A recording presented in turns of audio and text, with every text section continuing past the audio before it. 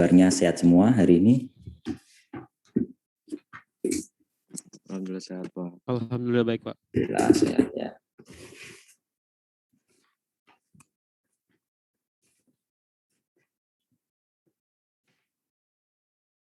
Ini kelas 6-8.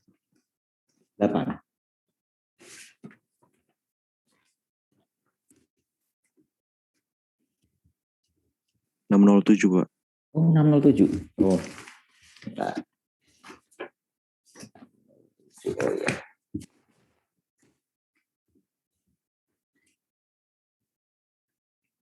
Baik, masih 2 orang yang belum bergabung.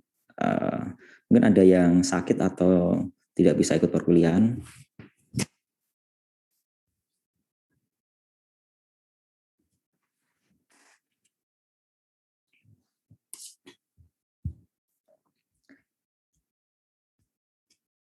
Baik, pagi hari ini kita membahas terkait globalisasi. Ini tinggal seminggu lagi kalian UAS ya. Ya, seminggu lagi ya, tinggal pertemuan minggu depan dan UAS ya. Kalau tugas itunya belum ya, maksudnya ujian penugasannya belum ya? Belum. Biasanya seminggu sebelum ujian ya? Iya Pak, seminggu sebelum hari ujian. Oke. Nanti juga ada multiple choice-nya juga ya, kayak kemarin. Baik, ini oke. 2 orang siapa ini Sekar yang belum bergabung? Mario sama Shirley, Pak. Sebentar baru dihubungin, Pak. Oke.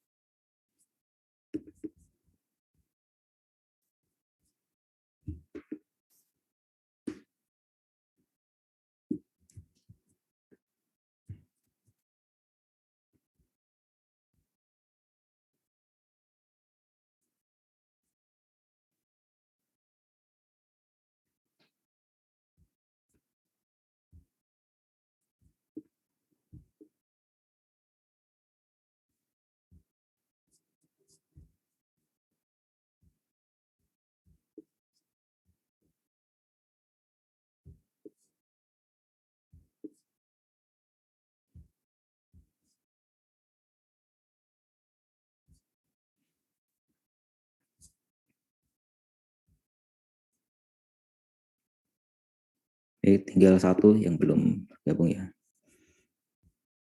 Maaf Pak, saya telat karena ketiduran. Oke.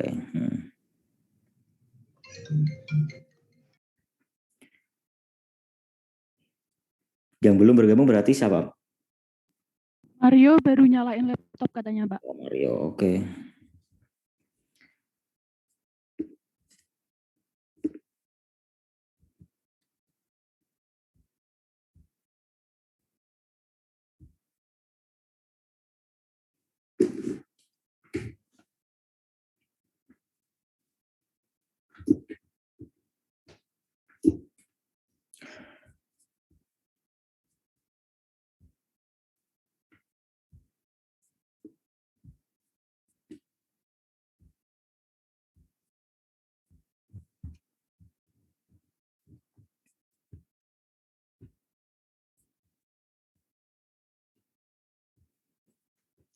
Baik, pagi ini kita akan membahas terkait globalisasi, bagaimana manfaat dari globalisasi ini ataupun tantangan ancaman globalisasi ya terhadap keutuhan bangsa Indonesia, ya, terhadap budaya bangsa Indonesia, ya. Apa kaitannya globalisasi dengan ancaman disintegrasi? Apakah mampu mempengaruhi ideologi Pancasila ya yang sudah 75 tahun menaungi kita? Bagaimana Indonesia masih bisa eksis di era globalisasi ini? Bagaimana generasi muda Indonesia bisa menghadapi tantangan globalisasi ini ya yang seringkali mengabaikan batas-batas administrasi negara. Jadi sudah tidak terlalu jelas batas-batas administrasi negara ini karena globalisasi. Baik, sebelum kita membahas ke situ, kita dengarkan dulu lagu Tanah Airku ciptaan Ibu Sud.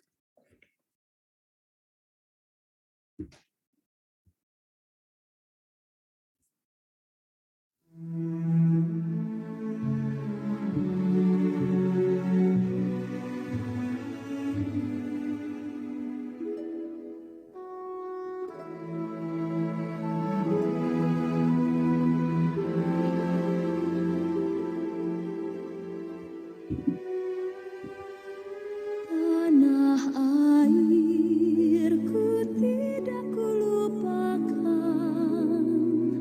kan terkenal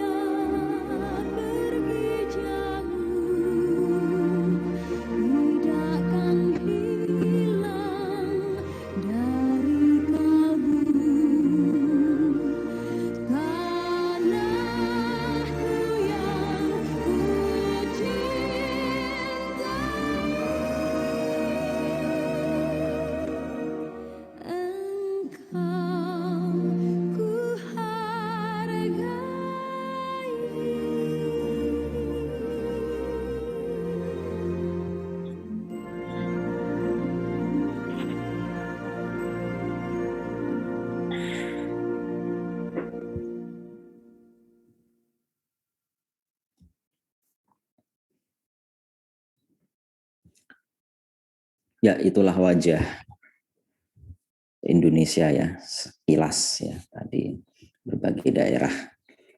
Tadi juga ada kelihatan ada bangunan yang sudah tidak ada lagi sekarang. Itu bangunan apa itu tadi yang tidak ada lagi, yang ikonik gitu. Kalau kalian memperhatikan tadi video tadi, ada yang mungkin jeli memperhatikan. Keong, Mas. Apa? Gedung Keong. Keong Mas. Keong Mas.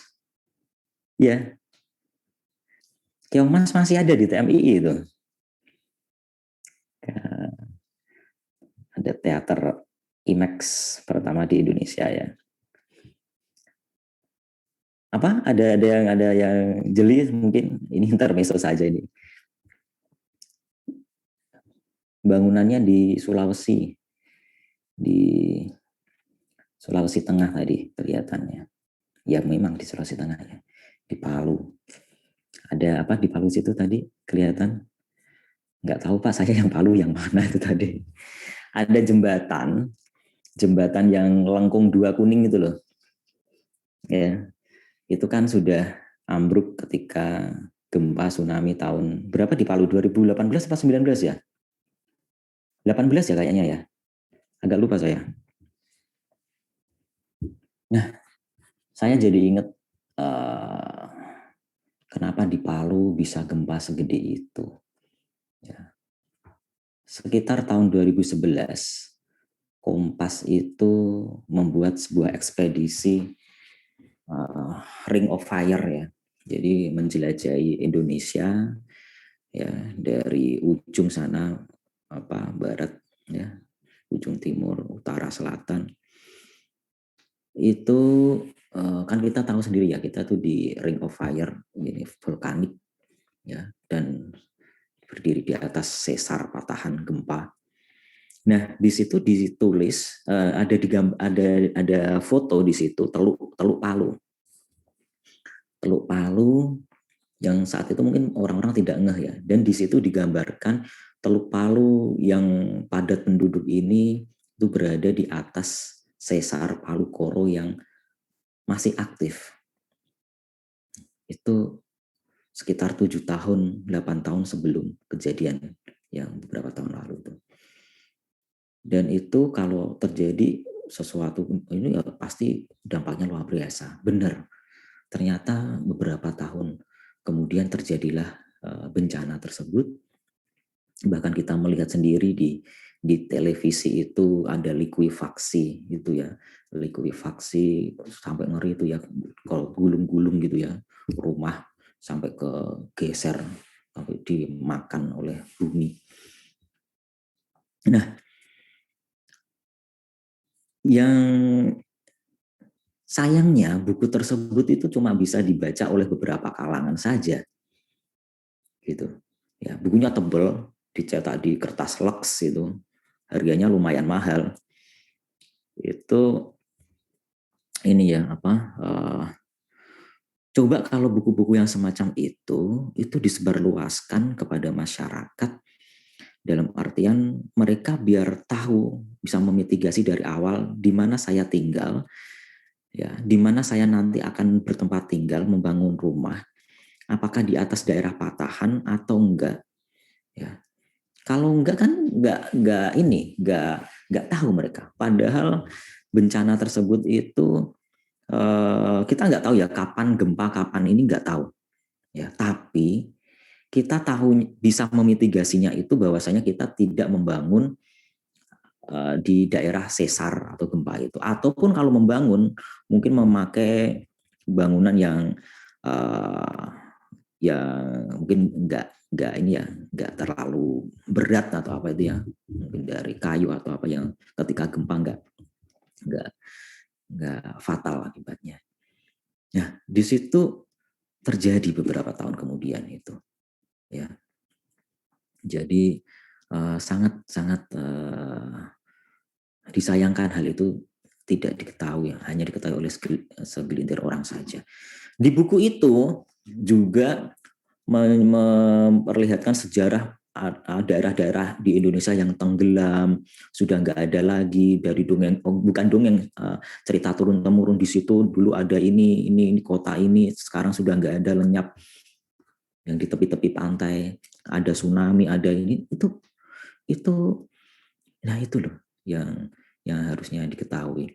Seperti halnya gempa, misalnya gempa di Jogja, itu kan kejadian yang berulang di Jogja itu. Dulu ada gempa gede, 2000, yang gede lagi terakhir 2006. Dan itu berulang lagi entah kapan. Itu sehingga kalaupun kita berdamai dengan lingkungan yang seperti itu, karena kita tahu, nah ini loh, pentingnya kita, wawasan Nusantara itu kan kita mengetahui kondisi diri lingkungan kita, sehingga pembangunannya, kebijakannya tepat sasaran, memitigasinya terhadap lingkungannya seperti itu, seperti apa. Di buku itu juga disebutkan ada sesar aktif di daerah Bandung ya, sesar Limbang. Dan ininya di Lembang itu kan padat sudah, Lembang, Bandung dan sebagainya itu kan padat banget.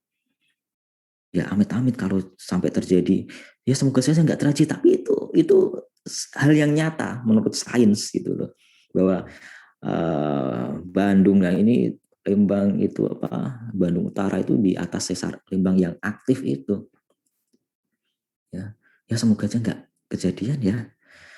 Itu saja sih. Ya. Oke, itu sekilas terkait tanah air kita. Kita memang hidup di atas ring of fire, jadi gempa, tsunami itu hal yang lumrah terjadi, gunung meletus. Nah, tinggal bagaimana cara kita memitigasinya. Baik,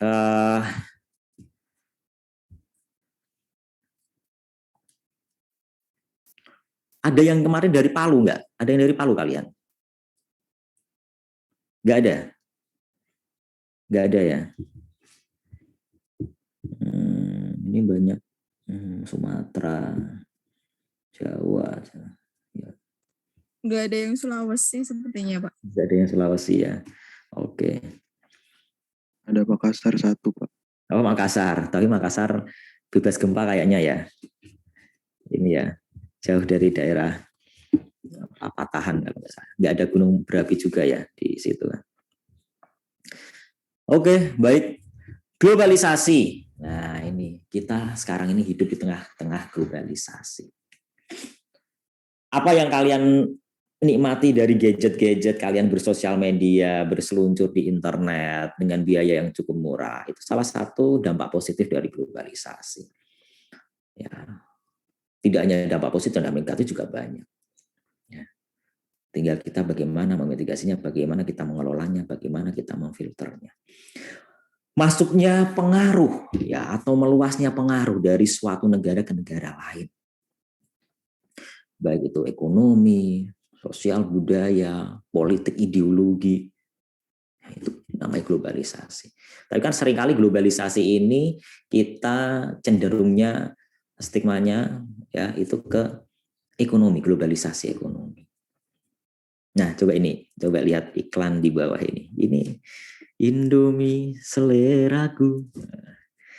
Ini iklan di mana ini? Kalau kalian tebak ini iklan di mana ini? Afrika, Pak. Afrika. Ya, kalau nggak salah ini di Nigeria. Indomie itu di Nigeria itu kayak jadi makanan pokok ya, udah kayak makanan asli setempat. Mungkin warga sana melihat Indomie itu ya produk dalam negeri mereka. Ya begitu meluasnya Indomie, tidak hanya di Indonesia tapi di seluruh dunia. Indomie itu kemarin dinobatkan sebagai salah satu brand terkuat di dunia ya, brand makanan. Ya karena sudah menyebar luas sampai kemana-mana. Ya, dan rasanya itu rasa internasional, terutama yang mie gorengnya itu ya. Jadi bisa diterima lidah banyak orang ya, tidak hanya spesifik satu bangsa saja. Nah nih, tidak hanya Indomie, ada kalau produk apa, ada Kopiko kali ya yang sering muncul di drama atau film di luar ya. Apalagi produk Indonesia yang ini. Yang ada mereknya maksudnya. Kalau yang nggak ada mereknya ya banyak komoditas itu, kelapa sawit, nikel, nah, itu kan mana-mana. Tol angin mungkin ya, tol angin itu lumayan kayaknya. Ya itu meluasnya pengaruh dari suatu negara ke negara lain. Ya, terutama yang kita lihat secara nyata itu ekonomi. Ya, modal masuk keluar masuk ke suatu negara itu dengan mudahnya. Kita berinvestasi ke satu negara ke negara lain. Ya, apalagi perusahaan-perusahaan multinasional dunia itu tidak ada yang namanya nasionalisme mereka itu. Mereka yang ada dalam pikiran mereka profit, profit dan profit. Untuk mencapai profit dan profit dan profit adalah biaya produksi yang rendah. Salah satu biaya produksi yang rendah adalah tenaga kerja, upah buruh. Nggak mengherankan ya. Dekade 90-an itu berbondong-bondong perusahaan Amerika meng-offshore, melepas pantaikan pabrik-pabrik ya mereka ke Cina. Oleh karena itu nggak mengherankan sekarang made in China, made in China, made in China. Ya, tenaga kerja Cina yang murah. Tapi sekarang Cina juga sudah nggak terlalu murah lagi. Industri mereka juga ketika suatu masyarakat itu ini ya bekerja gitu ya, bekerja pertama-tama mendapat upah murah. Tentunya ke depan pengennya upahnya yang lebih tinggi. Jadi tenaga kerja Cina sekarang ini sudah mulai meninggalkan upah murah. Oleh karena itu banyak juga pabrik-pabrik di Cina yang sudah merelokasi nggak di Cina lagi, mungkin cari lagi negara yang murah, Vietnam misalkan, Kamboja, nah, seperti itu. Dulu Indonesia terkenal murah dulu. Ketika tahun 80-an, 90-an awal itu murah. Banyak perusahaan-perusahaan ini. Ya.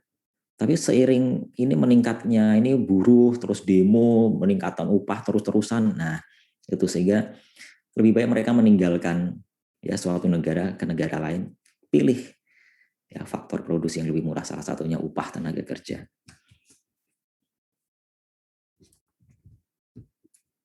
Nah, ada salah satu startup kita yang cukup bagus ya, luar biasa lah termasuk ya, unicorn kita. Ini dia mau melantai di bursa Amerika tahun ini. Tapi mungkin tertunda lagi kali ya ini karena COVID ini ya. COVID ini yang sektor yang paling banyak terdampak ini sektor apa sih? Yang paling awal dan sangat terdampak. Sektor Wisata, Pak. pariwisata, betul sekali. Ya ini Traveloka kan kaitannya dengan pariwisata. Meskipun sekarang dia juga mengembangkan sayap ke fintech ya. Pariwisata, ya, travel agent. Ya. Dia terbesar di Indonesia, tidak hanya terbesar di Indonesia, di beberapa negara ASEAN juga. Dia terbesar di Thailand. Ya. Di Thailand dia terbesar. Ya. Bagaimana mudahnya kita melakukan perjalanan ya dalam negeri luar negeri dalam satu genggaman cukup ya kalau di sini mengakses Traveloka gitu ya. Ini saya nggak di endorse ya.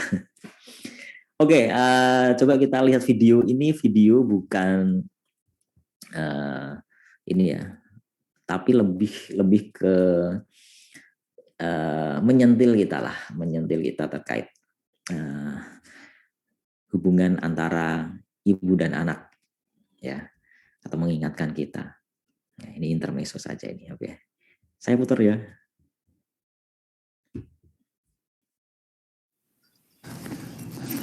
ผื่อแม่หนาวเดี๋ยวร้อนของแม่หมดละไม่คูลเลยก็ได้วะ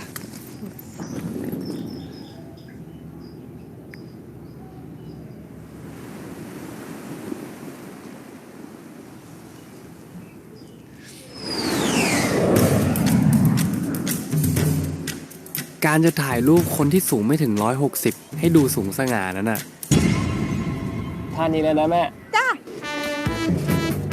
รอคุณป้า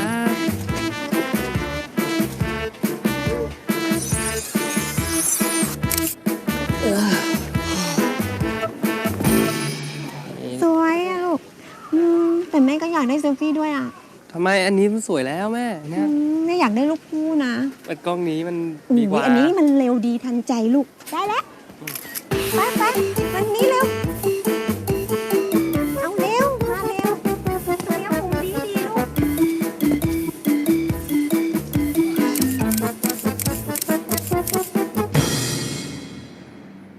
いらっしゃいませ。 ใช่เช็คอิน please โห น่านอนอ่ะ อุ้ยน้ำชารับแขกรูปภาพสวยต้น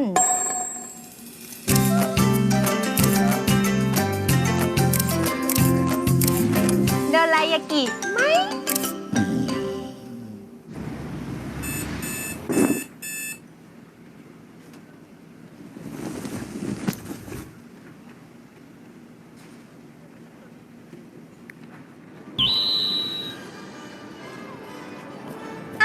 อย่าเพิ่งถอด อ้าวทำไมอะแม่ น่ารักดีอ่ะ โอ้เราออกจากโลกเวทมนต์แล้ว นะไปแล้ว1 2 3ท่าหนึ่งอีกท่าหนึ่งลูก1 2 3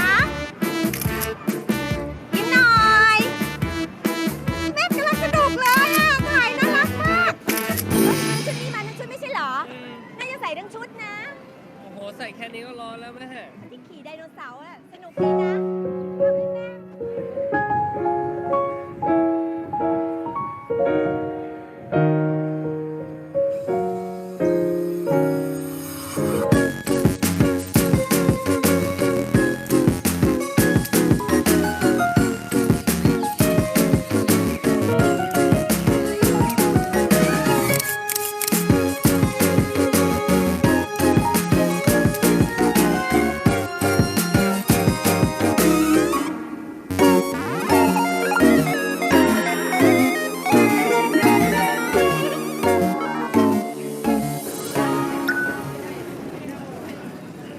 พรุ่งนี้กลับแล้วนะแม่ วันเนี้ยเอาให้เต็มที่เลย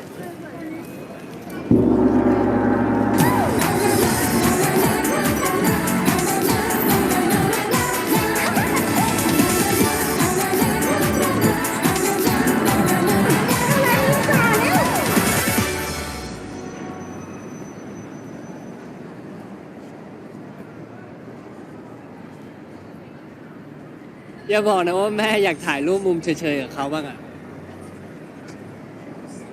อยากสิ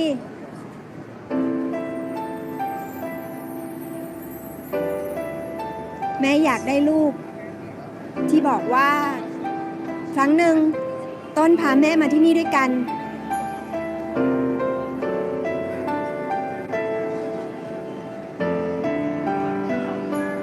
เอาสิแม่ มา1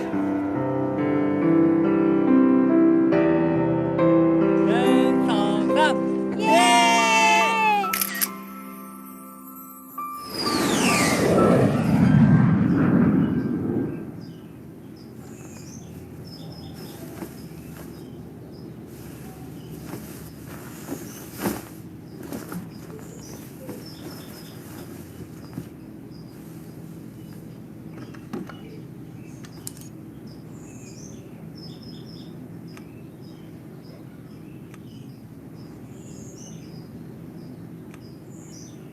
รูปสวยดีนะ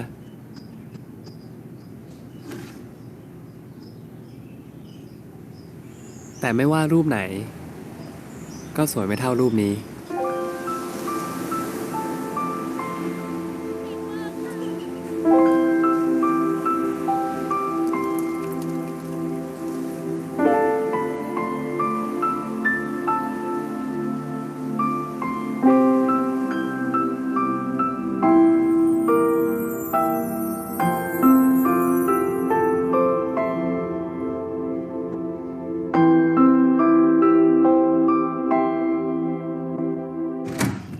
จำตั๋วทริปหน้าเลยไหม อันนี้น่าสนใจมากต้นตอนเช้าก็เข้าพักแม่ ครับแม่ จะไปดูน้ำพุสวยๆ ออกทางจะไปครับ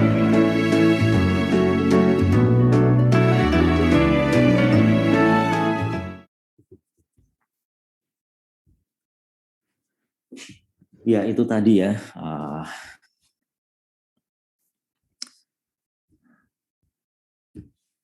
mini series ya, Traveloka. Bagaimana dia menggambarkan kisah seorang anak dan ibunya, ya, anak yang sudah dewasa, ibunya pengen jalan-jalan, ya. Kadang kita jengkel dengan orang tua kita, dengan ibu kita, misalkan merepotkan, tambah tua tambah merepotkan. Mungkin ada pernah berpikir seperti itu. Tapi apa salahnya sih membahagiakan beliau gitu ya, mumpung beliau masih ada. Pengorbanan kita untuk beliau tidak ada seujung kukunya ya daripada pengorbanan beliau untuk kita, apalagi di masa kecil bagaimana merawat membesarkan kita, sama mengandung ya, luar biasa. Mungkin kalian belum bisa merasakan kalau belum menjadi ibu. Ya, kalau jadi ibu mungkin nanti baru bisa merasakan. Ya itu ya, renungan bagi kita ya. Nah, kembali lagi Traveloka di era globalisasi seperti ini ya, saat kita ambil contoh seperti itu. Ya. Startup yang bisa eksis ya. Bisa berkembang ya. Yang menjawab permasalahan masyarakat. Ketika dia sudah mampu menjawab permasalahan masyarakat ya, bagaimana masyarakat itu tetap mau loyal dengan dia. Ya. Salah satunya mungkin ini mini series dibuat agar masyarakat tersentuh juga. Ketika tersentuh, ketika ini itu kan jadi tertarik ya. Selalu ingat dengan Traveloka, ya kan itu kan kayak cerita mini series tapi itu kan iklan juga gitu. Ya, bahwasannya kamu kalau pengen jalan-jalan mau ke luar negeri mau kemana tuh gampang dalam satu genggaman, dari tiket penerbangannya, dari tiket tempat-tempat wisatanya, arena hiburan, itu dalam satu genggam kamu cukup pakai Traveloka. Gitu. Kreativitas, inovasi itu sangat penting dalam era globalisasi. Ya, nanti coba saya ada sedikit tips bagaimana kita menstimulasi kreativitas. Nanti ada videonya di akhir-akhir ya. Baik, kita kembali lagi.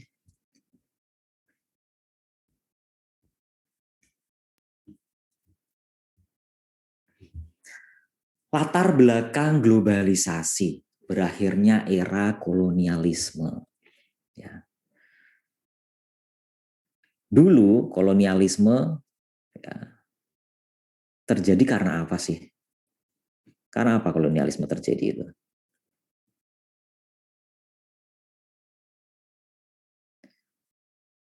Kolonialisme itu sebenarnya sudah terjadi ya sepanjang ribuan tahun ya. Dari masa ya kalau kita tahu Romawi ke Mesir dan sebagainya, Persia itu sampai kemana-mana, Mongol ya ke ini, itu kan mereka dalam memperluas koloni-koloni baru.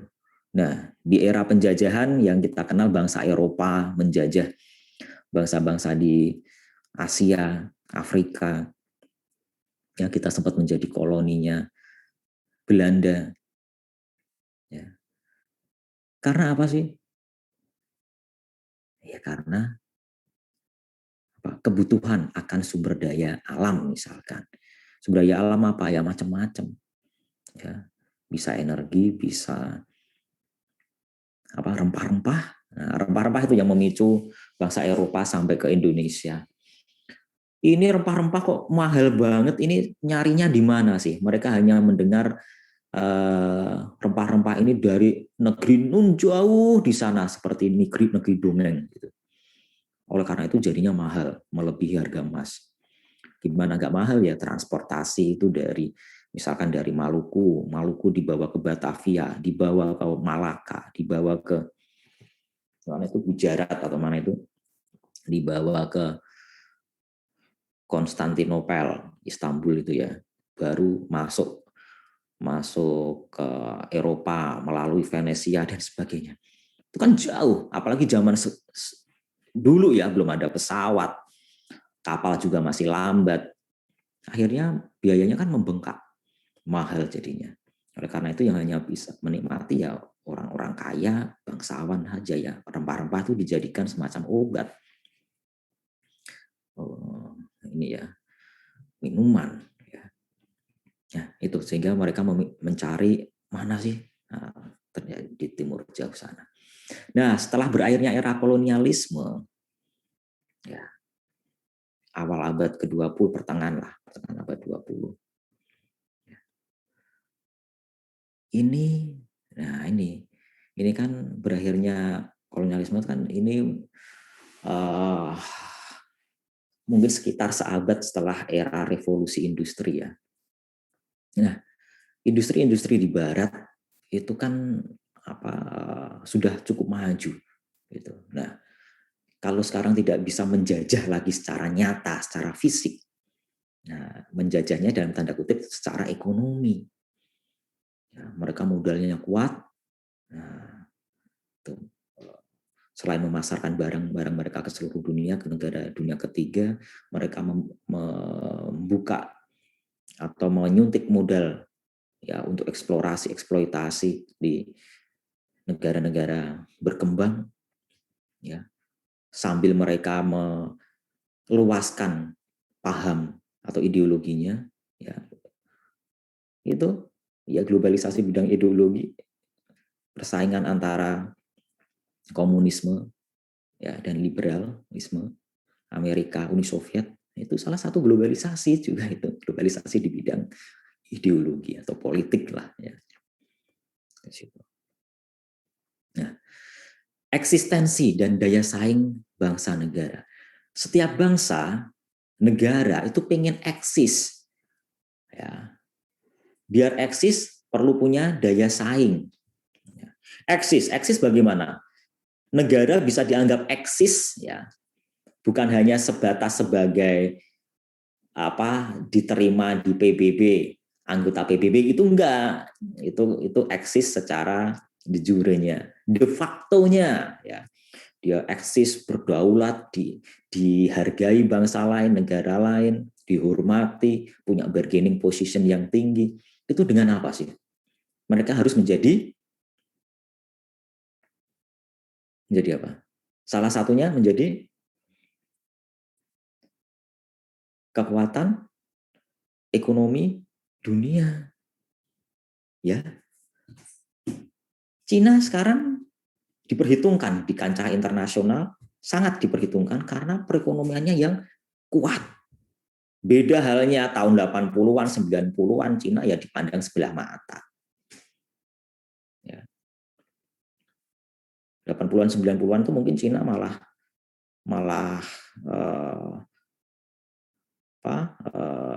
di bawah Indonesia tingkat kesejahteraannya. Ya. Indonesia dulu yang digadang-gadang menjadi macan Asia dan sebagainya. Malah mau tinggal landas nyungsep dulu 98. Ya. Bisa jadi juga itu skenario asing juga, jangan sampai Indonesia menjadi negara maju. Ya terbukti kan, kelihatan banget IMF itu memberikan bantuan itu, bukan bantuan, pinjaman ya, itu mensyaratkan harus menghentikan proyek IPTN, proyek-proyek strategis nasional berbiaya tinggi. Itu salah satunya, kelihatan sekali. Ya. Nah, itu ancaman dari dalam, luar itu kadang ya nggak kelihatan itu. Ya, luar itu ya biasanya ikut embel-embel bantuan atau pinjaman lunak dan sebagainya, seperti itu. Nah, pengen eksis jadi kekuatan ekonomi dunia sehingga dia perlu menarik investor sebesar-besarnya agar pertumbuhan ekonominya tinggi. Untuk menarik investor, menjadi negara yang menarik bagi investor apa? Kemudahan birokrasinya yang sederhanakan, good governance. Ya. Dia punya tenaga kerja murah dulu Cina, ya, sehingga berlomba-lomba itu pabrik di Amerika merelokasi ke Cina. Ya. Itu menjadi kekuatan raksasa ekonomi dunia. Ya. Indonesia Indonesia itu kita masuk G20 ya, 20 negara dengan perekonomian terbesar di dunia ya. Tapi kita itu lebih besarnya tuh ini konsumsi dalam negeri ya. Kalau ekspor kita masih jauh ya, padahal harusnya tuh banyak yang bisa kita ekspor ya. Tapi untung juga sih ketika krisis global kayak gitu, ekonomi kita ditopang dalam negeri itu cukup kuat karena konsumsi dalam negeri, ekspor nggak terlalu ini ya. Tapi kalau untuk pertumbuhan secara eksponensial yang cepat banget itu memang harus menjadi eksportir. Ya seperti Cina itu, apa-apa diekspor. Sampai ini apa ini?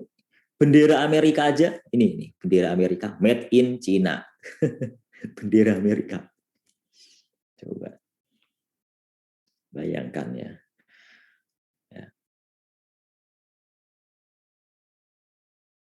Dan yang ketiga adalah kemajuan iptek. Kemajuan iptek. Terutama ini ya, terutama teknologi komunikasi, informasi dan komunikasi. Bagaimana semakin murahnya biaya komunikasi. Bagaimana semakin mudahnya mendapatkan informasi. Ya.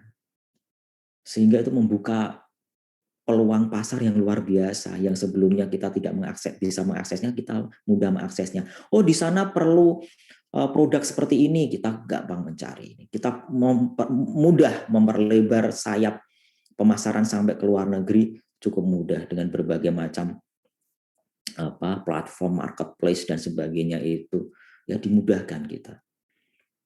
Biaya komunikasi, coba biaya komunikasi itu dulu ya HP SMS aja mahal, sekarang SMS malah nggak terpakai ya. SMS aja 500, 350, terus turun 100. Telepon, apalagi telepon mahal sekali. Saya aja dulu kalau nelpon ke wartel, SLJJ, sambungan langsung jarak jauh. Itu kalau jam 8 malam lebih itu lebih murah. Diskon berapa? 50% atau berapa?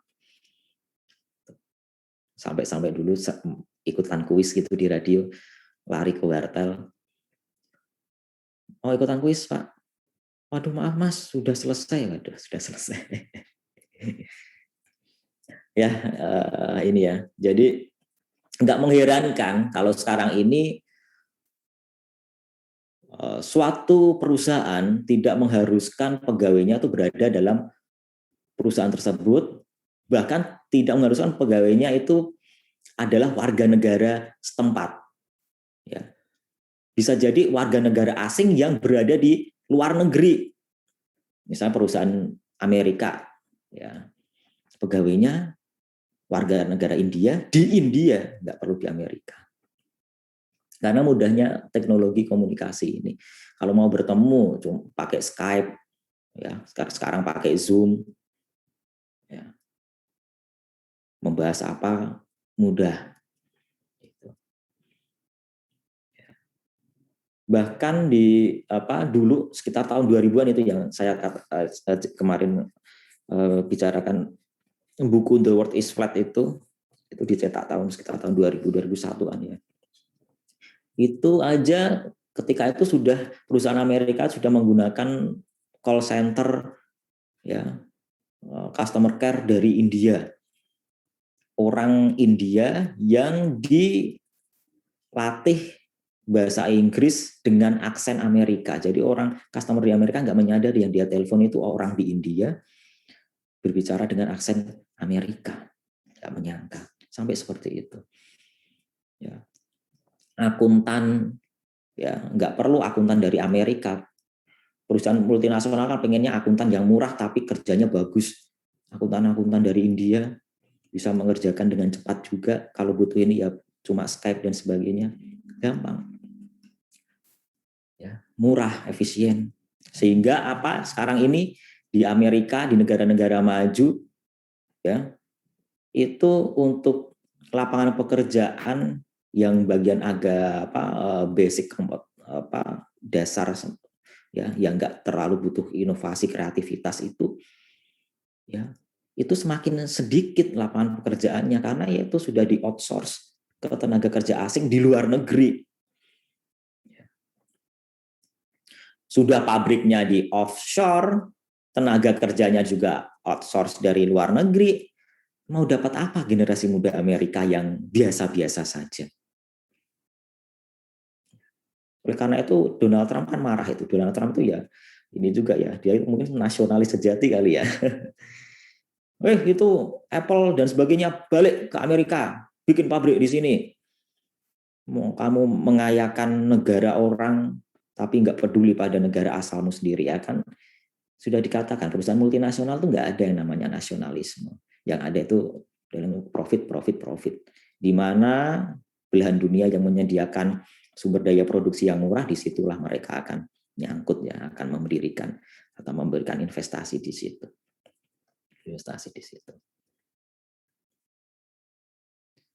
Ya, jadi luar biasa ini teknologi komunikasi ini ya. Skype, Zoom murah banget kan sekarang. Kalau dulu ya kalian mungkin nggak pernah tahu ya karena belum lahir. Awal-awal 90-an itu ada acara kerjasama antara TVRI dan TV3 Malaysia. Ya, kita tuh hubungannya erat banget sama Malaysia ya. Akhir-akhir ini aja seringkali digoreng ada isu ini ya. Sebenarnya kita tuh baik-baik saja. Ada namanya acara Titian Muhibah. Ya, itu kan acara secara live gantian menayangkan tampilan entah itu pertunjukan, entah itu hiburan, entah macam-macam itu. Malaysia, Indonesia dalam satu waktu. Ya. Dulu itu luar biasa banget ya, sudah live, bisa tatap muka, pembawa acara di sana dengan pembawa acara di sini, TVRI dengan TV3 itu, dan live tidak ada jeda, tidak ngelek-ngelek kayak Skype, WhatsApp, ataupun Zoom aja masih agak ada ininya, ya itu enggak. Coba bayangkan, pakai teknologi apa gitu ketika itu. Udah ada itu, 90 awal, 80-an sudah ada juga. Pakai apa itu? Pakai? Ada yang tahu pakai apa itu? Teknologinya? Sudah ada internet? Saat itu. Secara massal belum. Pakai apa? Masa nggak tahu? Kalau kita berkomunikasi, kalau internet kan bisa pakai fiber optik, juga bisa pakai apa?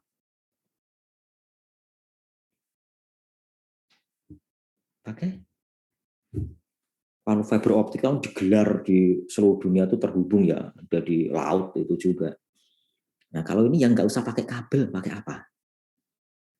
Pakai? Kita salah satu yang punya pertama di Asia Tenggara, pakai satelit ya. Oh, gitu. Pakai satelit ya, jadi komunikasi yang real time itu pakai satelit ya. Jadi tapi kan itu nggak bisa diakses oleh sembarang orang. Lembaga gede aja susah ngasihnya ya karena mahal sekali, mahal. Ya sampai sekarang aja coba kalau telepon satelit aja mahalnya berapa itu, kamu di tengah samudra pakai telepon satelit itu kan mahal. Ya, apalagi itu yang sampai menampilkan video real time. Itu kan kalau nggak kanalnya khusus, jalurnya khusus, itu kan ada interupsi kan, ngelek gitu. Ya. Itu dulu itu sudah ada, tapi ya sekarang ini teknologi bisa lebih berkembang ya, lebih murah ya, sehingga semua orang dapat manfaatnya. Kayak gini kita inilah ya, kamu di mana, saya di mana, kita bisa ini nggak terfikirkan atau nggak terbayangkan mungkin 20 tahun yang lalu. Kan biasanya kita lihat film-film Star Trek, Star Wars itu ya, Star Trek itu yang ini ya. Kan banyak yang terjadi ya di situ ya. Oke, kita lanjut.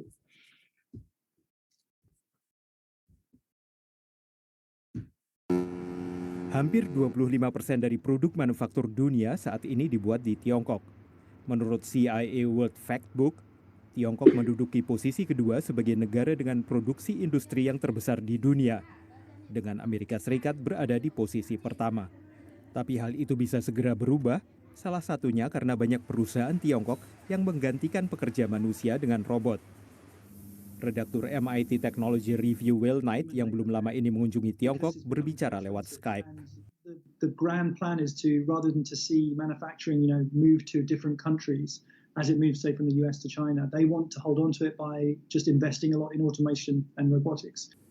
Menurut Will, ada dua faktor penyumbang, yakni sikap keterbukaan terhadap apapun yang bisa membantu penyelesaian tugas secara efisien dan keinginan pekerja Tiongkok untuk beralih dari pekerjaan keterampilan rendah. I was really struck by the spirit of innovation and the speed of innovation and how everybody was on board with that. It's amazing how much the workers actually themselves were really involved with helping to redesign the production lines to introduce more mechanization, more automation. Saat ini perusahaan-perusahaan Tiongkok masih membeli banyak robot industri mereka dari Amerika Serikat dan Eropa. Tapi pertengahan tahun lalu, pabrik peralatan rumah tangga Midea di Tiongkok mengakuisisi hampir 95% kepemilikan KUKA dari Jerman, salah satu pembuat robot industri terbesar di dunia. Perusahaan Tiongkok lainnya mengembangkan mesin cerdas mereka sendiri. Big companies like Foxconn, which makes the iPhone, is pouring huge amounts into developing robots, and they're really determined to make it work, make it happen. Menurut Will, baik pemerintahan Tiongkok maupun perusahaan-perusahaan swasta memiliki program yang dirancang untuk melatih kembali para pekerja yang akan digantikan oleh robot.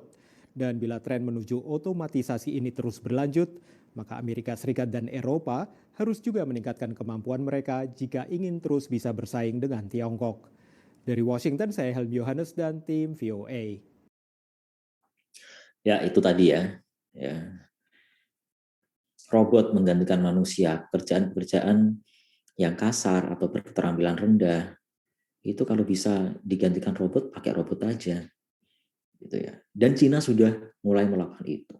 Dia tidak punya teknologi robot, tapi punya uang mengakuisisi itu perusahaan robot dari Jerman, KUKA itu. Ya. Jadi bagaimana Tiongkok, ya Cina itu bisa melompat dengan cepat, ya itu tadi. Ya.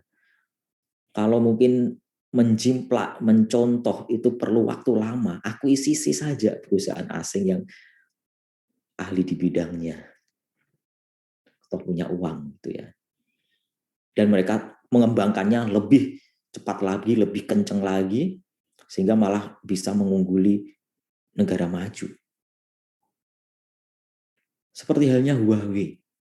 Ya, Huawei itu kan salah satu pemimpin di teknologi infrastruktur 5G, ya, 5G.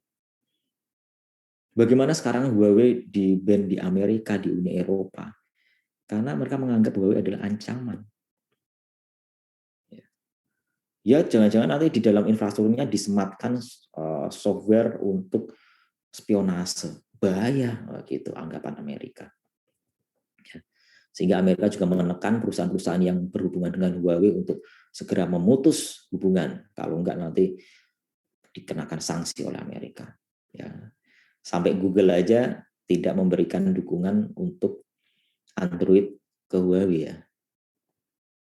Sehingga Huawei sekarang mau ya kelabaan juga yang bisnis ponselnya itu mengganti mengembangkan sistem Harmony OS itu ya yang masih belum ini juga.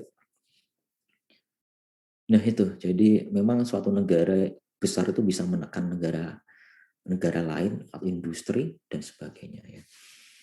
Makanya kalau Amerika ngasih sanksi itu ya waduh embargo gitu ya. Ya dia yang disuruh yang berhubungan dengan negara yang diembargo ya mau nggak mau nuruti kemauan negara besar. Nah, Indonesia bisa nggak sih menjadi negara besar? Kita perbaiki dulu dalam negerinya ya. Bagaimana ya, berintegritas, sehingga anggaran yang ada bisa seefisien, seefektif mungkin untuk mengembangkan ya, teknologi yang ada, ya, untuk menyejahterakan masyarakat dan sebagainya. Ya, ini ya, kita mau ribut terus atau pengen melangkah maju ke depan. Bangsa lain sudah berlomba-lomba ke luar angkasa. Bahkan wisata komersial sudah di depan mata. Dengan kemarin Richard Branson sama Jeff Bezos sudah ke ruang angkasa, ke suborbital gitu ya. Itu ya luar biasa, nggak astronot tapi manusia biasa bisa ke sana. Iya.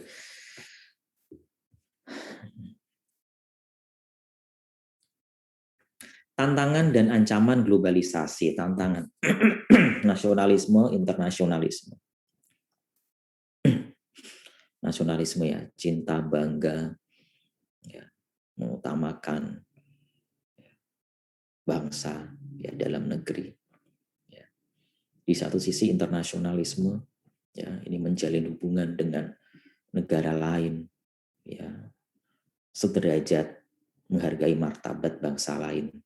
Ya, ini sumber peri kemanusiaan kan ini, internasionalisme. Ya. Nah, globalisasi. Ya. Apa sih tantangannya terhadap misalkan nasionalisme kita? Apakah globalisasi mengancam nasionalisme kita? Coba, saya ingin dengar pendapatnya.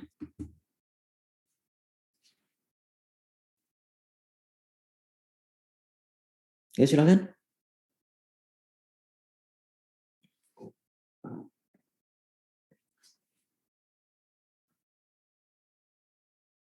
Tadi kan katanya globalisasi, ya perusahaan multinasional itu nggak ada yang namanya nasionalisme, nggak ada yang namanya mereka memperhatikan nasionalisme.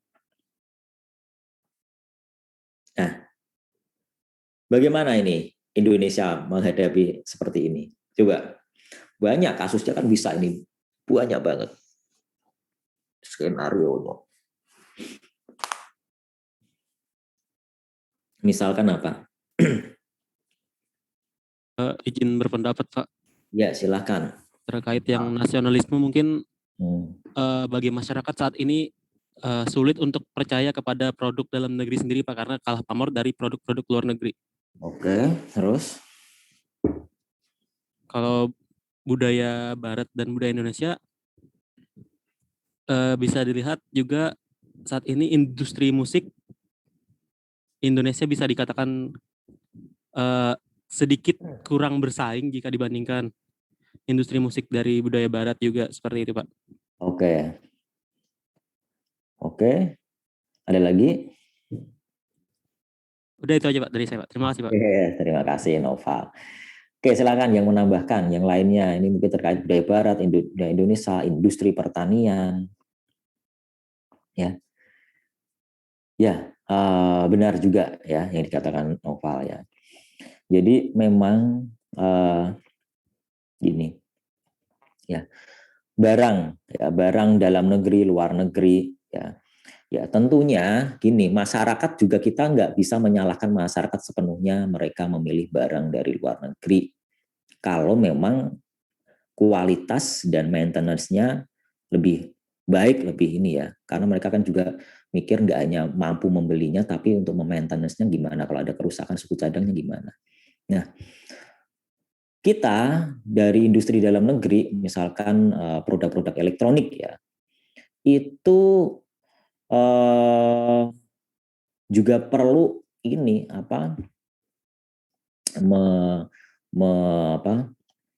mengembangkan kualitas yang lebih baik. Gitu.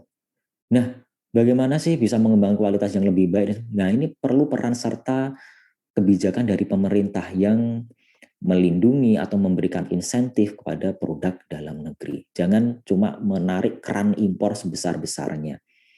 Dan juga pajak terkait barang impor ya yang sekiranya itu mengancam industri dalam negeri, nah itu juga bisa diperbesar juga. Nah, oleh karena itu sedikit demi sedikit kalau masyarakat memang nggak ini kan bisa mencoba barang produksi dalam negeri. Produksi dalam negeri misalnya yang elektronik ya coba, yang sudah cukup bagus itu apa? Polytron, Pak. Nah, Polytron itu bagus. Karena memang Polytron itu didukung resource yang luar biasa ya. Di belakangnya itu kan ada Jarum yang punya Polytron. Jadi mungkin dulu nggak terlalu mendapatkan insentif khusus dari pemerintah atau kebijakan khusus dari pemerintah, tapi dari dia punya modal yang kuat gitu ya. Jadi nggak masalah bagi Polytron. Tapi bagi produk yang lain, nah itu perlu di sini peran serta intervensi dari pemerintah untuk bisa agar produk-produk dalam negeri ini tidak hanya Polytron, yang lain juga bisa tumbuh gitu. Ya. Sehingga konsumsi akan produk luar itu semakin berkurang ya. Kalau berkurang kan impor kan semakin sedikit kan devisa kita tidak banyak yang keluar negeri gitu. Ya bisa kok sebenarnya kok. Jadi masyarakat itu nggak bisa ujuk-ujuk langsung berubah, enggak. Masyarakat kan juga mau berubah gitu kan perlu proses, perlu pembuktian. Kayak dulu ya Polytron itu kan muncul awal-awal 90-an ya. Dulu saya sendiri, produk kok Polytron kayak gini, nggak cepat rusak ya gini. Itu wajar muncul seperti itu. Tapi kan selama berapa puluh tahun itu, sekitar 20-30 tahun dia membuktikan, lumayan cukup bagus lah, bisa bersaing lah. Ya. Saya kalau pilih produk Cina yang mungkin merek Cina gitu ya, sama Polytron mending milih Polytron. Apalagi Polytron itu terkenal yang audionya ya bagus dengan harga yang cukup terjangkau, audionya bagus. Dulu kan terkenal dengan mini compo stereonya itu ya, itu bagus itu dan diakui di luar negeri laris itu yang produk audionya. Kalau TV, saya pernah beli TV Polytron itu ketika mahasiswa ya, sampai sekarang kalau nggak salah masih bisa hidup dan lumayan bagus itu gambarnya masih. Ya, jadi sebenarnya nggak kalah bersaing kok. Ya, cuma butuh ini aja dari pemerintah perhatian lebih baik lagi. Itu ya. Kalau Korea kan terkenal dengan Samsung, LG-nya, ya Jepang udah lama ya Sharp dan sebagainya. Dulu kita juga pertama-tama apa kui Samsung, apa kui LG tahun 90-an ya. Kalau nggak Sharp, ya nggak Toshiba dan sebagainya, nggak afdol. Kan bisa bergeser. Nah, memang nggak bisa instan jebret gitu, tapi perlu upaya yang ini ya bertahap. Budaya Barat, budaya Indonesia. Sekarang ini yang terkenal apa nih? Gelombang ya Korean Wave. Ya. Ini banget ya. Jadi K-pop, drakor luar biasa ya. Digemari di seluruh dunia. Nah, tapi kita jangan cuma iri, cuma ini nanti kita tergerus ini. Kita lihat dong ininya apa sih yang bisa membuat mereka seperti itu? Ya. Apa spesialnya mereka? Oh, ternyata kalau nyanyi-nyanyi kayak gitu tidak hanya parasnya yang good looking, gak hanya suaranya yang keren, tapi ternyata bisa ngedance. Nah, itu disukai anak muda zaman sekarang. Terus mungkin drakor itu, ternyata drakor itu nggak hanya cuma percintaan, nggak hanya cuma nangis-nangis bombay kayak gitu. Oh ternyata ada riset di baliknya. Saya lihat drakor yang startup, itu bagus. Maksudnya bagusnya itu, saya nggak ini percintaannya ya, tapi bagaimana membuat sebuah startup. Ya dari awalnya idenya, dari ini perjuangannya, dari nanti pendanaannya, ya pendanaan seri A, B, C dan sebagainya. Apa tantangan dalam mengembangkan startup itu sendiri, dan itu bagaimana ada semacam bootcamp untuk startup ya, sandbox itu ya di sana ya ininya ya, itu detail gitu loh ya. Jadi mereka riset gitu. Ketika nggak hanya pemikiran dari satu penulis saja, dari tim besar yang riset ini terus digabungkan menjadi suatu cerita yang yang luar biasa. Nggak mengherankan kalau sukses di seluruh dunia, bahkan di Amerika gitu ya. Jadi ini ya, nggak cuma kita ini kamu nggak nasionalis, kamu nggak ini, jangan lihat itunya, lihat apa yang bisa kita contoh gitu ya. Misalkan kalau sinetron kita waduh isinya kamu mengkhianati saya, melotot matanya, nah, gitu, itu udah nggak zaman kayak gitu, udah. Kalau orang yang baru lihat tontonan gitu mungkin ini ya, kalau kalian kan sudah terpapar tontonan sejak bayi, sejak balita itu ya sudah nggak ini, nggak realistis itu, nggak ini ya, mengada-ada, terlalu dibuat-buat, nah seperti itu ya. Kualitas industri musik kita juga nggak kalah kok sebenarnya ya. Apa sih yang kurang? Apa packagingnya? Apa ininya? Apa atau perhatian pemerintah ke industri musik belum sepenuhnya. Kalau industri kreativitas ya, industri kreatif di sana mana? Di Korea itu sangat-sangat didukung oleh pemerintah untuk membuat drakornya, musiknya dan sebagainya. Karena apa? Mereka tahu ketika budaya itu menyebar ke seluruh dunia, mereka akan mendapatkan benefit nggak hanya terkenal budayanya itu, tapi nanti dari ekonomi dan sebagainya. Bagaimana tidak ketika kalian mungkin menonton drakor atau melihat idola K-pop kalian, ya kalian ingin ke Korea. Ketika ingin ke Korea, ke sana itu kan jadi wisatawan, kalian memberikan ini kan keuntungan bagi Korea gitu ya.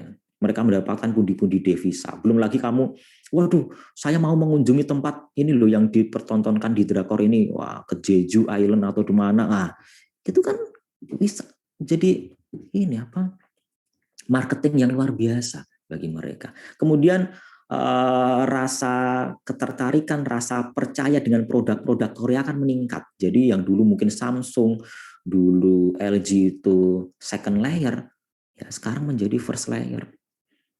Ya, menjadi ini. Sekarang produk-produk Jepang sudah menurun ya ininya pamornya.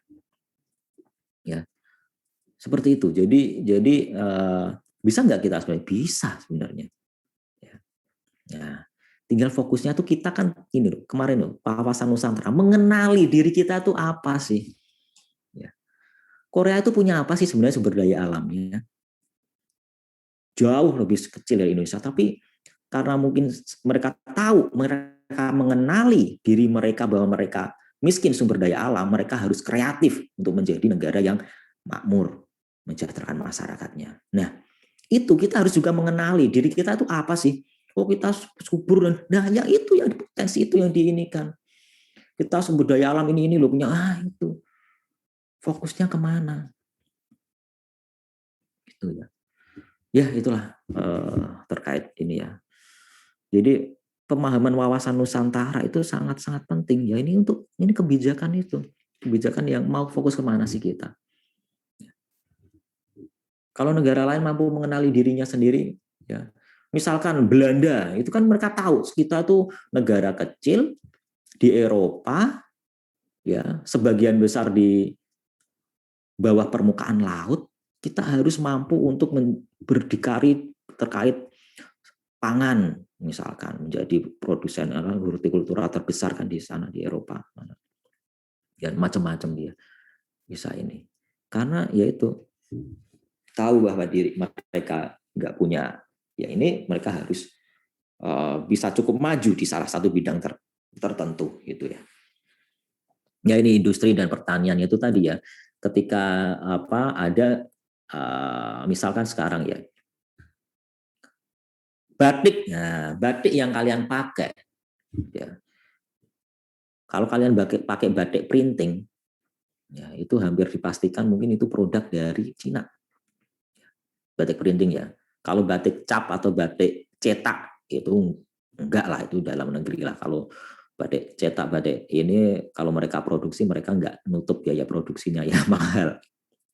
Printing, ya sehingga membanjiri pasar Indonesia. Nah, industri tekstil di sini gimana? Ya, industri tekstil Indonesia kan ini kan menjeritkan banyak tekstil dari luar negeri yang murah. Ini tanpa ini pemerintah harus berpihak pada ini dengan tarif-tarif yang seperti apa ini ya. Baja, kita punya Krakatau Steel, tapi kok baja dari Cina membanjir ya. Proyek-proyek pendanaan yang dari Cina itu infrastruktur apakah mengharuskan baja dari Cina? Ya, saya kurang tahu juga. Ya. Nah, semacam itu yang perlu di ini ya. Berpihak pada industri dalam negeri. Ya, kalau industri dalam negerinya nggak berpihak, waduh nanti kalau Krakatau Steel collapse gitu, masa kita mengimpor baja terus. Ya, kita kan punya biji besi kok, masa kita mengimpor baja. Itu ya. Jadi pertanian juga. Wah, lebih enak impor murah meriah. Ya, kedelai impor terus sehingga kedelai kita nggak pernah swasembada, bahkan mungkin nanti lenyap pertanian kedelai Indonesia. Lebih murah impor kok nganu ininya lebih gede-gede lagi hasilnya. Ya. Buat tempe sudah ini impor. Lah kalau kayak gitu ngapain susah-susah kita capek-capek nanam kedelai? Biaya produksinya mahal, kita kalah bersaing dengan kedelai impor. Nah, gimana kedelai impor itu nggak murah? Apa yang menyebabkan kedelai impor itu murah? Mungkin lebih murah dibandingkan kedelai lokal. Apa?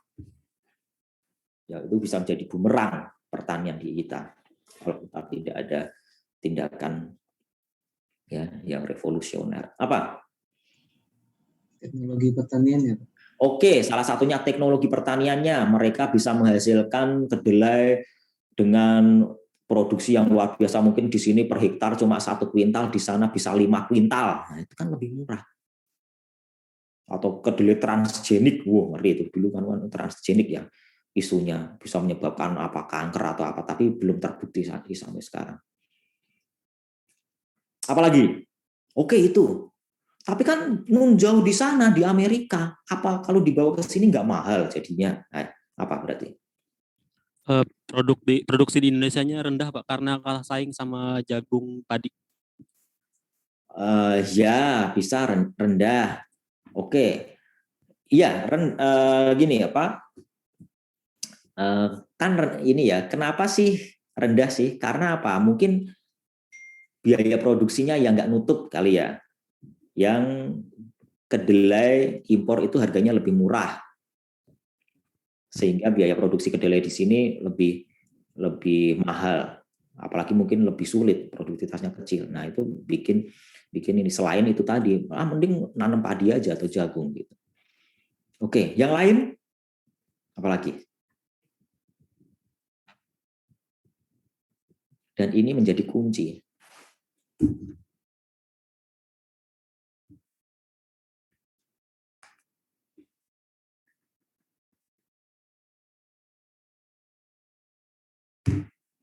Apa?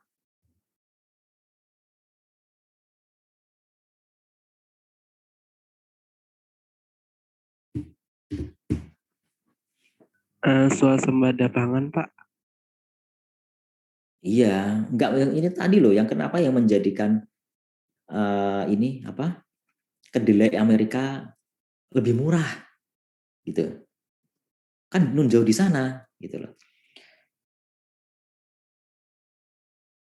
Kalau swasembada mungkin kita juga bisa lebih murah ya kalau swasembada misal kedelai. Ada satu hal. Apa itu? Biasanya kamu itu kalau beli online, selain harga, apa yang kamu pertimbangkan? Ongkos kirim, Pak. Ongkir, Pak. Oke, bener. Ongkos kirim ya. Ongkos kirim, bener. Nah, apakah nggak mahal ongkos kirim dari Amerika ke Indonesia itu segitu jauhnya, mungkin perlu waktu berminggu-minggu di samudra. Kan kapal kargo, kapal ini kan pelan-pelan, ini dikit-dikit gitu ya. Iya, betul sekali, ongkos kirim. Nah, ongkos kirim di era globalisasi sekarang ini, apalagi ongkos kargo melalui transportasi laut itu turun jauh dibandingkan dulu 20, 30 atau 40 tahun yang lalu. Turun jauh dan sekarang murah gitu. Sehingga kamu mau ekspor ke sana, ini perbedaan harganya tidak terlalu mencolok daripada harga di dalam negeri, dari negara asal. Apalagi kalau negara setempat memberikan insentif bagi eksportirnya, misalkan Amerika memberikan insentif pada eksportir kedelainya. Wah, itu malah dia bisa bersaing lagi. Ya, apalagi kalau melakukan dumping. Kalau dumping kan nggak boleh ya. Oleh WTO juga nggak boleh ya. Tapi kan kalau insentif, nah itu kan beda. Kalau dumping kan nanti harga jual di dalam lebih mahal daripada di luar. Nah, dumping kan. Ya itu jadi memang butuh insentif dari pemerintah. Apakah kita mau memberikan insentif ke R&D ya, pengembangan penelitian untuk benih yang berkualitas, menghasilkan banyak, tahan hama dan sebagainya. Sebenarnya sudah kita lakukan dulu, tapi kalau nggak ada insentif yang khusus yang ini menarik gitu, itu ya. Jadi ya sangat disayangkan. Kita mau fokusnya kemana sih? Mau menjadi negara produsen industri manufaktur, atau pengen negara ini penghasil agraris, atau ini kelautan? Masih belum kelihatan ini jelas gitu ya. Nah, semoga ke depan lebih jelas. Oke, kita lanjut. Selamat malam semua. Apa kabar? Selamat datang di rumah saya. Nama saya David. Saya berasal dari Buffalo, New York. Tetapi saya sedang tinggal di Chicago karena saya belajar di Universitas Chicago. Saya menggunakan buku bahasa Indonesia saya untuk membantu saya belajar bahasa, dan saya punya kamus ini. Saya membeli kamus ini di Universitas Chicago. Kenapa saya belajar bahasa Indonesia? Karena saya tidak tahu, tapi saya suka sekali belajar bahasa semua, seperti bahasa. Kapan saya mulai belajar bahasa? Mungkin 2 atau 3 bulan yang lalu. Oke, itu ya. Orang asing pun belajar bahasa Indonesia. Mengapa kita tidak menggunakan bahasa Indonesia, atau malah lebih sering menggunakan bahasa asing? Dia lebih merasa keren gitu ya.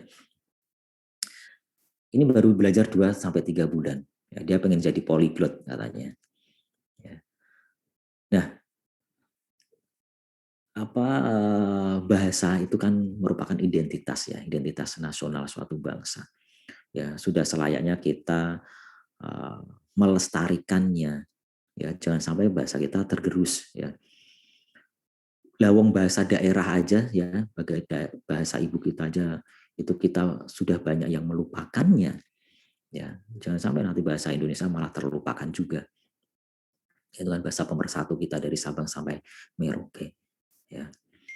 Ketika budaya kita menyebar ke negara lain, ya biasanya itu orang-orang yang tertarik dengan budaya kita juga ingin mempelajari bahasa kita. Ya kalau kayak kamu lah, kalau kamu penggemar drakor misalkan, kamu pengen juga tahu bahasa Korea itu seperti apa sih, pengen belajar bahasa Korea. Seperti itu mungkin yang ini ya. Ya, seperti halnya ini Indonesia. Nah, di sini kita juga di luar negeri menyebarkan atau memperkenalkan budaya kita. Salah satunya ini adalah angklung misalkan.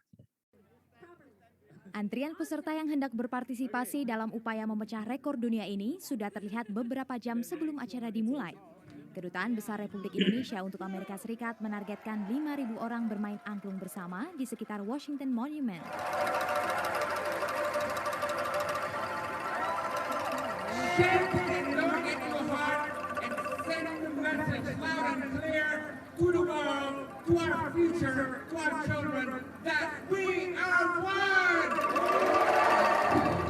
Akhirnya Indonesia berhasil menetapkan standar baru rekor dunia, yaitu mengumpulkan lebih dari 5.000 orang untuk berkumpul di National Mall ini bermain angklung bersama. Dan untuk lebih jelasnya kita akan bertanya, Hi, Indonesia succeeded, right?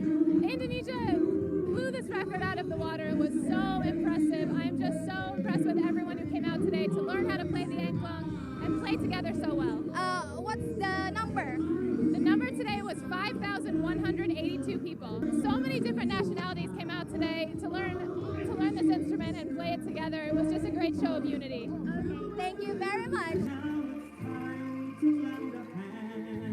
Pengarah ribuan pemain angklung, seniman angklung ternama Indonesia Mang Ujo, berhasil mengarahkan peserta untuk memainkan lagu We Are the World selama 5 menit. It's amazing. I don't really believe it. Setengah jam sebelumnya saya masih ragu. Tapi tiba-tiba kok orang datang begitu banyak. Datang dari mana ya? Angklung memang dipilih karena selain merepresentasikan budaya khas Indonesia, juga sangat mudah untuk dimainkan. It's pretty easy. It was really nice. It was actually a lot more fun than I thought it was going to be, like playing the notes, and the conductor was wonderful. I have, but I've never played with 5,100 people together before. Warga Indonesia pun turut bangga mempromosikan angklung. Bahkan ada warga Indonesia yang sengaja datang dari Jakarta untuk ikut mencetak rekor baru dunia ini. Kita sengaja datang dari Jakarta. Bangga banget, sangat bahagia. Angklung menjadi milik bangsa Indonesia. Para peserta diberikan tanda mata berupa sertifikat yang menyatakan partisipasi memecah rekor dunia bermain angklung bersama. Juga kain scarf bagi peserta perempuan dan udeng Bali bagi peserta laki-laki. Bagus, bagus, bagus. Dari Washington DC, Kartika Oktaviana dan Nadia Majid, tim VOA. Ya, itu tadi ya. Kalau warga luar negeri ya, masyarakat luar negeri tertarik dengan budaya kita, salah satunya alat musik ini, mungkin mereka akan penasaran dengan Indonesia. Indonesia letaknya di mana sih? Bagaimana sih keadaannya? Kepo gitu ya. Jangan, wow, ternyata bagus-bagus ya kalau di internet ini tempat-tempat wisata di Indonesia. Mungkin mereka tertarik untuk datang ke Indonesia. Kalau mereka datang ke Indonesia, tentunya itu adalah devisa bagi Indonesia. Jadi itu budaya itu bisa menjadi pembuka untuk menggeliatnya ya sektor ekonomi ya di suatu negara. Ya, karena ya itu tadi kalau orang luar negeri berbondong-bondong datang ke Indonesia berwisata, pengen lihat Indonesia secara langsung ya atau pengen menikmati ini angklung, gamelan dan sebagainya ya. Itu mereka bisa datang ke Indonesia dan tentunya itu benefit bagi Indonesia. Ya. Tapi perlu kita ingat juga ya, era globalisasi itu juga banyak tantangannya, yang banyak ancaman ya terhadap disintegrasi bangsa, ya terhadap ideologi kita Pancasila. Coba kemarin ketika pemilihan presiden 2014-2019 itu gimana Indonesia terpecah dari dua kubu gitu ya. Itu kan kalau kalian mengakses timeline di misalkan Facebook ya atau Twitter ada yang lainnya itu ya. Facebook terutama itu ya dulu. Algoritmanya itu kan menampilkan di timeline kita itu sesuatu yang kita sukai gitu. kecenderungan kita menyukai kandidat mana itu berita-berita bagusnya seperti itu dan menjelek-jelekan kandidat yang tidak kita sukai. Nah, itu kan semakin mempolarisasi. Itu kan teknologi yang disajikan oleh Facebook itu kan salah satu ini dari globalisasi. Nah, bagaimana kita bisa memfilternya yang semacam itu? Bagaimana dengan mudahnya para pembuat bom teroris itu melihat tutorial di YouTube misalkan atau video situs berbagi video yang lain. Nah, itu kan salah satu ini dari globalisasi juga. Ya, bagaimana kita bisa mudahnya ya menganggap ideologi kita, waduh ideologi kita kurang relevan, Pancasila sudah ketinggalan zaman, hanya dengan melihat secara sekilas, ini loh ideologi komunis di sini bagus, rakyatnya sejahtera dan seperti ini. Hanya sekilas gitu kita sudah bisa menyimpulkan Pancasila nggak cocok dengan kita. Nggak boleh seperti itu. Nggak bisa harus ini ya. Ya, tapi kadang kita dicekoi, wah ini dicekoi sana sini, jadinya ya, waduh ini sudah ini nih lebih bagus ideologi komunis liberal atau apa gitu. Ya. Mau kalian menggadaikan keutuhan negeri ini dengan mengganti ideologi kalian hanya karena kalian cuma melihat di YouTube atau di mana? Ya. Indonesia sudah ini ya, sudah eksis selama 75 tahun lebih, 76 sebentar lagi ya, dengan Pancasila sebagai ideologinya yang terbukti mampu mempersatukan Indonesia. Pancasila sudah bagus isinya. Kalaupun masih ada kekurangan, kita masih belum sejahtera sampai sekarang semuanya. Ya. Ya berarti kita introspeksi apakah kita sudah menjalankan Pancasila dengan sebaik-baiknya. Ya. Apakah sudah menempatkan kepentingan bangsa ini di atas kepentingan pribadi ya bagi pejabat-pejabatnya misalkan. Nah, seperti itu ya. Jadi kita globalisasi ini kita perlu filter, kita juga perlu kuat ya.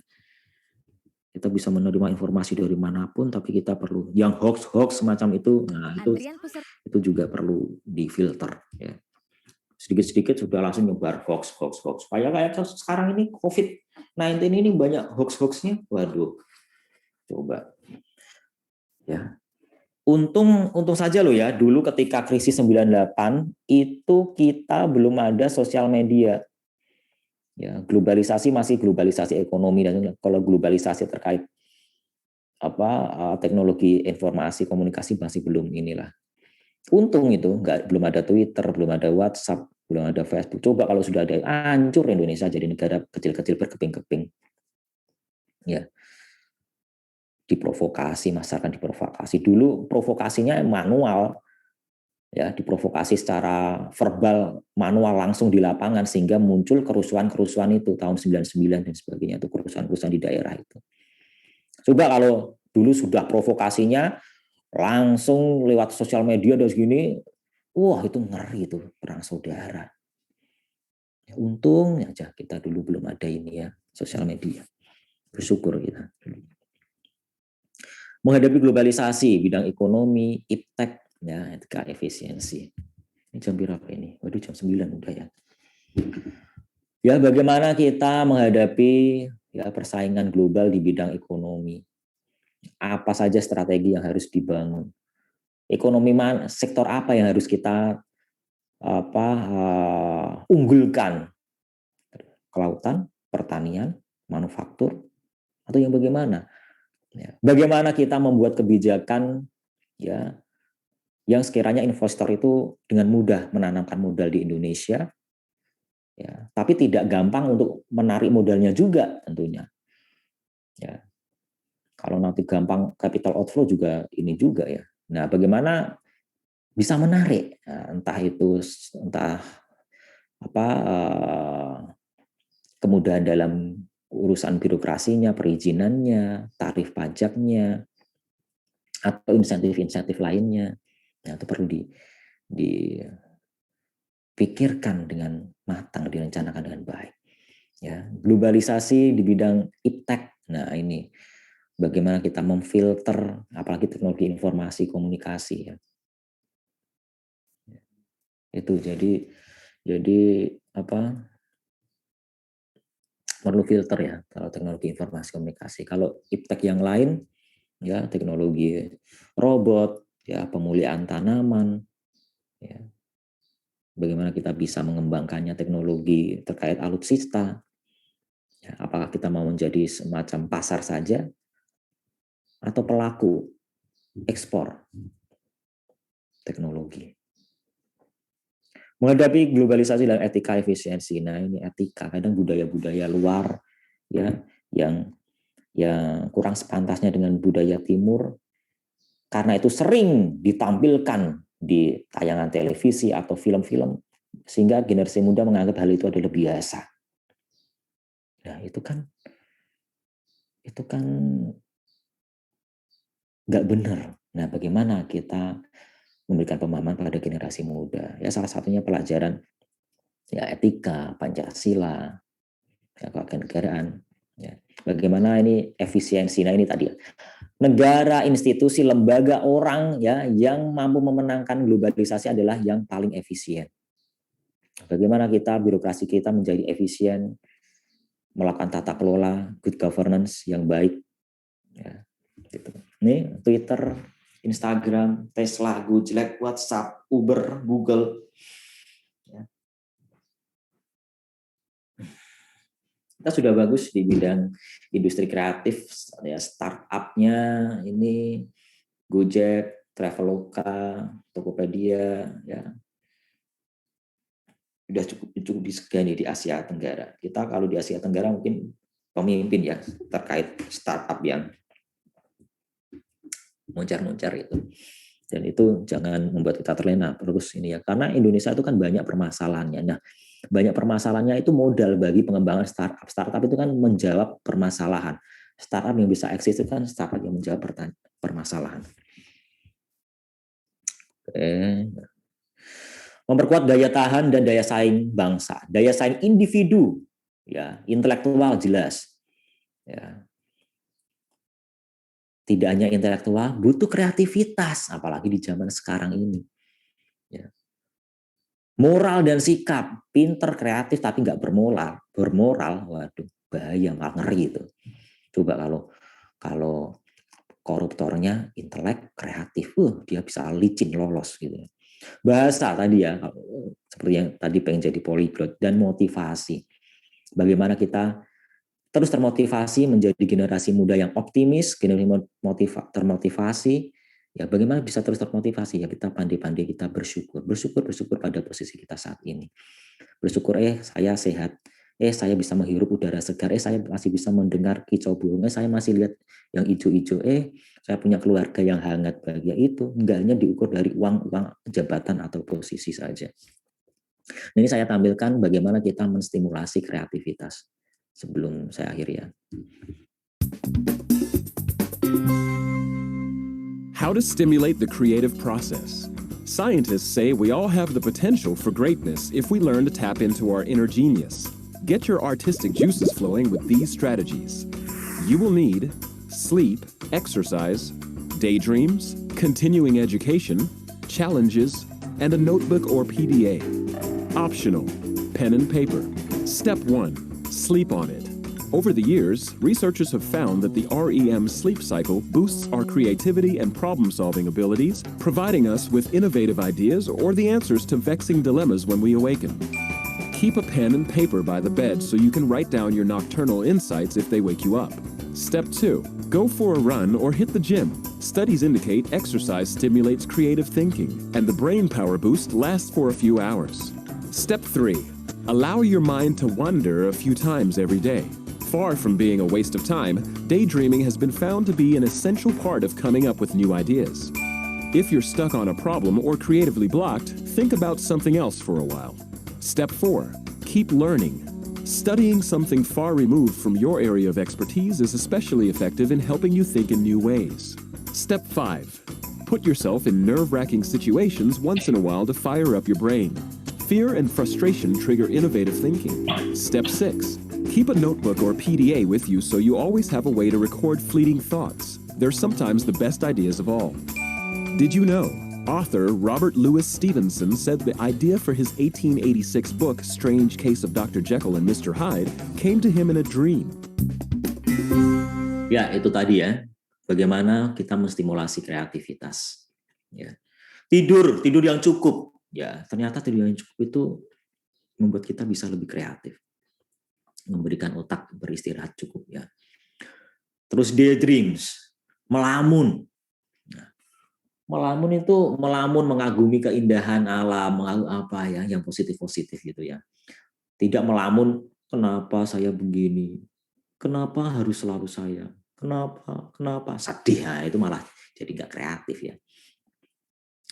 Melamun kayak Pak Karno itu loh, melamun di bawah pohon sukun, jadinya Pancasila ya. Gitu. Melamun, nanti jangan di kelas atau di kantor, saya ngapain kamu melamun? Wah. Atau ngapain kamu tidur? Lagi proses kreatif nih Pak, ganggu aja. Jangan seperti itu. Oke, terus keep learning ya. Jadi terus belajar ya, belajar akan hal-hal yang baru, terlebih belajar pada hal yang kamu tekuni ya. Semakin menjadi expert ya. Kemudian mencoba hal yang penuh tantangan yang memicu adrenalin itu bisa membuat kita lebih bergairah, lebih hidup gitu ya, itu bisa kreatif ya. Exercise ya, olahraga. Di dalam tubuh yang sehat terdapat jiwa yang sehat ya. Terdapat pikiran yang sehat. Mens sana in corpore sano ya. Jadi jangan lupa olahraga. Siapa tadi yang tadi pagi sempat olahraga, jogging atau keliling kompleks kayak gitu.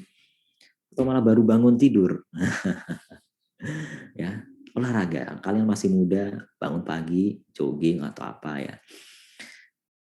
Dan yang penting kalian mencatatnya jangan lupa. Mengelola ide itu salah satunya, atau memelihara ide itu ketika kamu muncul ide itu kan muncul kadang ting, catat ya. Meskipun nggak kepake hari itu, mungkin kepake di kemudian hari. Kadang kan kita pernah, aduh dulu tuh saya punya ide yang keren, yang bagus, apa ya, lupa nggak dicatat. Salah satu mengelola ide adalah dicatat. Jadi kamu punya buku ide banyak, itu nggak apa-apa, keluarkan semua. Mungkin nggak kamu pakai sekarang, tapi mungkin besok ataupun ketika pas ada diskusi apa dengan temannya atau dengan tim ini, kamu punya ide itu. Ya, kadang kalau saya melihat di sekitar ada ini, melihat banyak sesuatu, oh ini bagus untuk ngajar, saya catat, saya ini. Ketika ini di YouTube, oh ini bagus ini untuk saya tampilkan, saya ini. Ya, itu ya. Oke, mungkin saya akhiri dulu di sini ya. Karena waktunya, coba saya cek tadi sudah masuk semua. Oke. Baik, karena waktunya sudah habis ya ini ya, tinggal 1 menit ya. Kita bertemu lagi minggu depan ya. Tetap jaga kesehatan ya. Semoga kalian selalu dilindungi oleh Tuhan. Selamat pagi. Wassalamualaikum warahmatullahi wabarakatuh. Waalaikumsalam warahmatullahi wabarakatuh. Selamat pagi. Ya. Oke, saya akhiri ya. Iya Pak. Baik Pak.